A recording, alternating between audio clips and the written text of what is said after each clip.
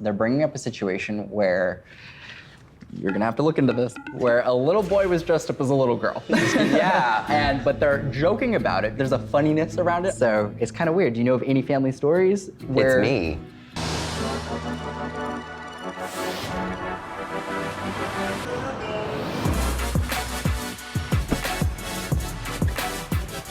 As I was approaching the clothing store, I had no idea who was gonna be on the other end. It could be anybody, considering there's a ton of fashionistas in Hollywood.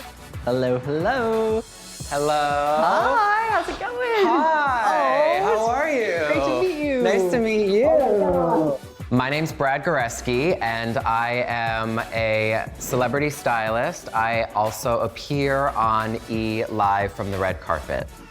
I, of course, heard about Tyler from his show, Hollywood Medium. I love watching it. I'm so excited to hear about what comes through today. I love what you do, and I love how you affect people. Well, I'm excited for today. I have a lot coming through already, but I see you have some objects, which is super helpful.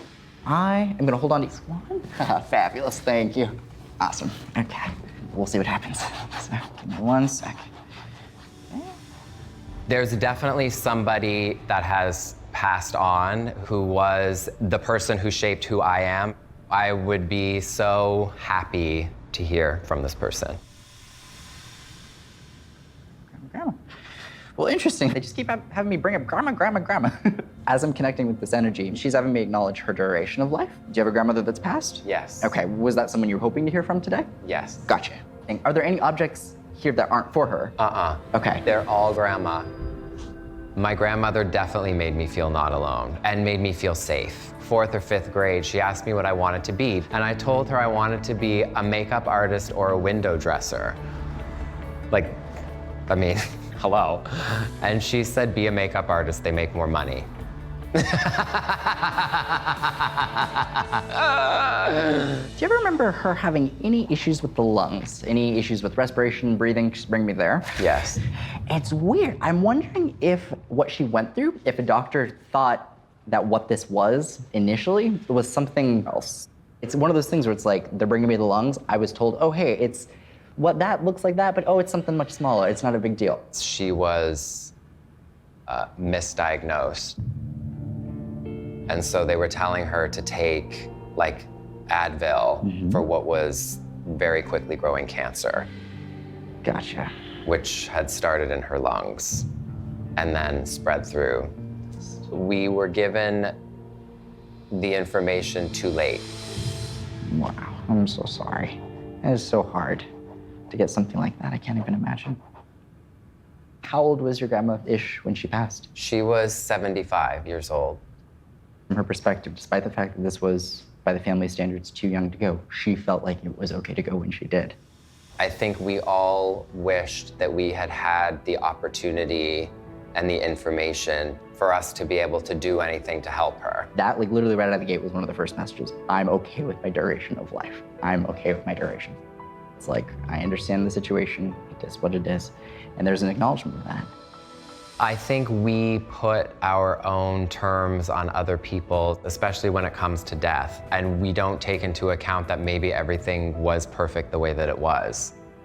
I want you to look into this family-wise. They're bringing up a situation where, you're gonna have to look into this, where a little boy was dressed up as a little girl. Yeah, but they're joking about it. There's a funniness around it, so it's kind of weird. Do you know of any family stories where— It's me.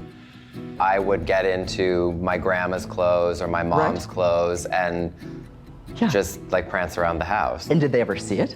All the time. And was there a funniness around it? Like, yeah, they loved it. Yeah, like an acceptance kind of thing. Within that message, I think there's a deeper understanding of who you are and a pride about who you are. And she has that, and she's your #1 fan. She was always the one, like, if anybody said anything, like, she would just be like, knock it off. She was a very big champion who made me feel, no matter who I was or what I was, that is exactly the way it should be. I was bullied in school. I would know where the people were I needed to stay away from, and then the people where I could go and do my thing. And then luckily on the other end of that, have like a safe place at home where I could be with my grandma. Absolutely, no, for sure, it's so important.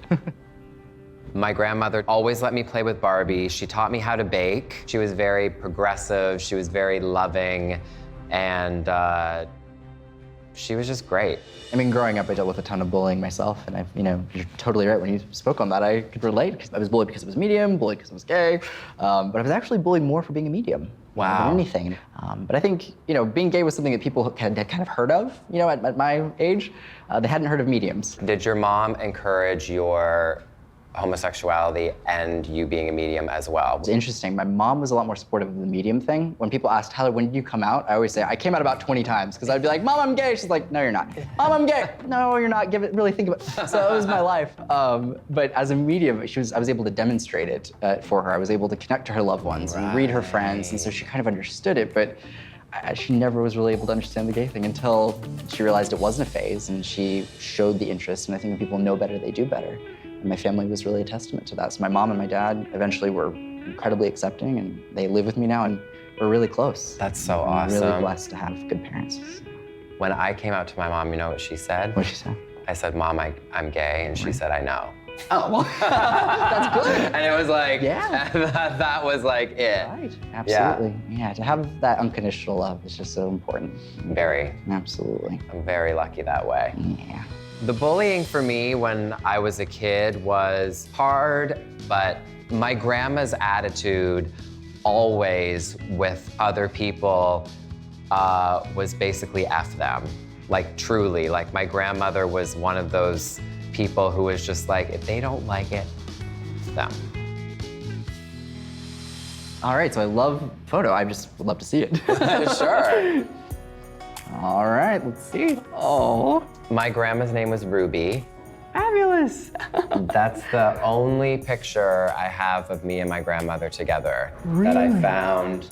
She hated having her picture taken. She begrudgingly gave me that picture together, but it sits on my desk and I cherish it. It was more than I hoped it would be.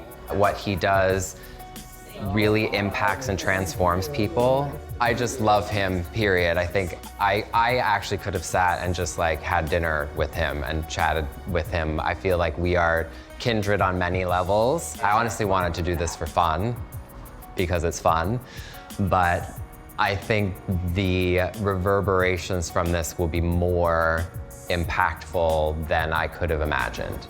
Bye. It was good. It was really good. Only one person came through, and it was the one person he brought all his objects for. So that was relief. Yeah.